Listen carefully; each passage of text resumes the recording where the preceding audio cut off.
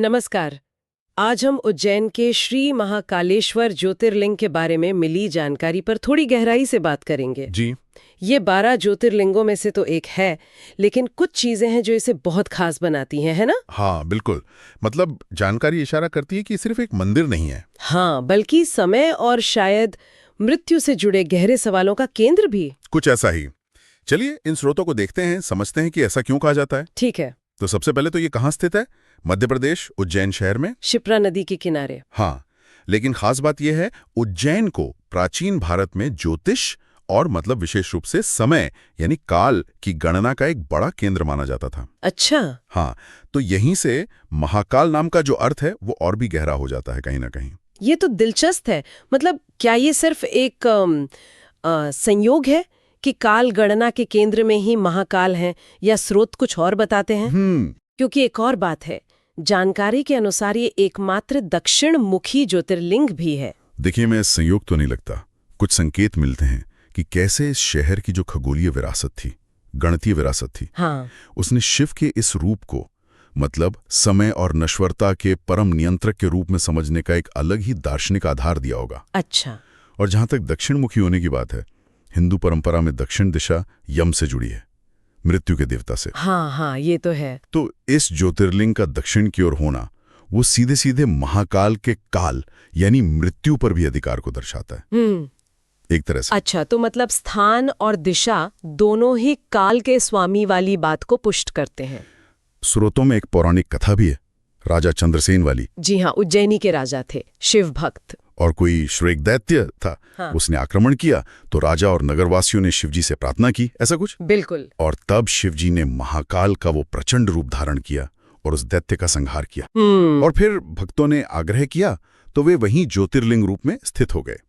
तो ये कथा भी उसी विचार को बल देती है कि शिव यहाँ मृत्यु यानी काल पर विजय पाने वाले रक्षक हैं। इसीलिए महाकालेश्वर, काल के भी ईश्वर। सही, बिल्कुल। और भगवान शिव का ये महाकाल स्वरूप ये सिर्फ कथाओं में नहीं है, यहाँ की एक बहुत ही अनोखी और तीव्र प्रथा है, भस्म आरती।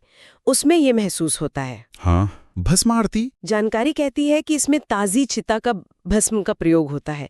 ये सुनने में ही कितना गहरा है, शायद कुछ लोगों को चौंकाने वाला भी लगे। हाँ, बिल्कुल लग सकता है। क्या स्रोत इसके मतलब प्रतीकात्मक अर्थ पर कुछ बताते? निश्चित रूप से।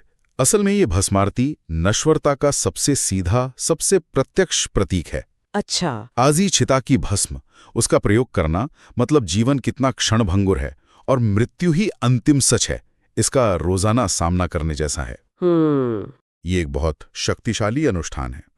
वैराग्य और जीवन का अंतिम सत्य कि सब कुछ अंत में राख हो जाना है, ये उसकी याद दिलाता है। महाकाल के दरबार में नश्वरता को स्वीकार करने का एक अनूठा तरीका है ये तो। बिल्कुल।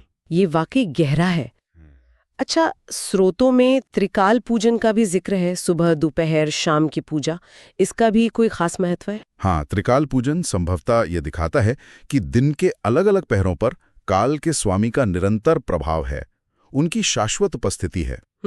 और यहाँ एक बहुत प्रबल मान्यता ये भी है कि महाकालेश्वर के दर्शन से अकाल मृत्यु का भय मिट जाता है। अच्छा। और व्यक्ति को मोक्ष मतलब जन्म मृत्यु के चक्र से मुक्ति, उसमें सहायता मिलती है। ये सब कुछ काल के स्वामी की मूल अवधारणा से ही जुड़ता है। सही बात है। और इसका ऐतिहासिक महत्व भी तो है। जी हाँ। स्रोतों में महाकवि कालिदास की रचनाओं और कई पुराणों में इसका जिक्र मिलता है। हाँ, उल्लेख है। हालांकि कहते हैं कि अभी जो मंदिर है वो मराठा काल का है, पर ये जगह तो बहुत प्राचीन काल से पूजी जा रही है। बिल्कुल। और ये लंबा इतिहास ही इस स्थान के गहरे सांस्कृतिक और आप कह सकते हैं दार्शनिक महत्व को दिखाता है। ये सिर्फ एक तीर्थ स्थल नहीं है।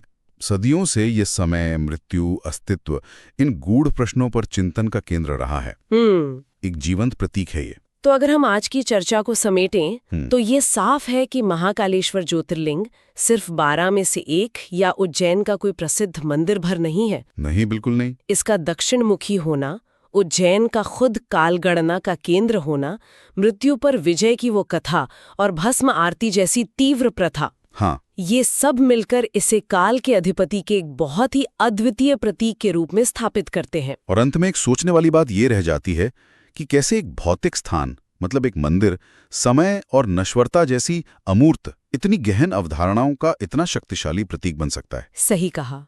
महाकालेश्वर का अस्तित्व हमें सिर्फ उनकी पूजा के लिए नहीं बुलाता, बल्कि वो हमें खुद समय, उसके चक्र और जीवन मृत्यु के रहस्य पर सोचने के लिए भी प्रेरित करता है। यह स्थान एक आईने की तरह है, जो अस्तित्व के सबसे बुनियादी सवालों को हमारे सामने रख देता है।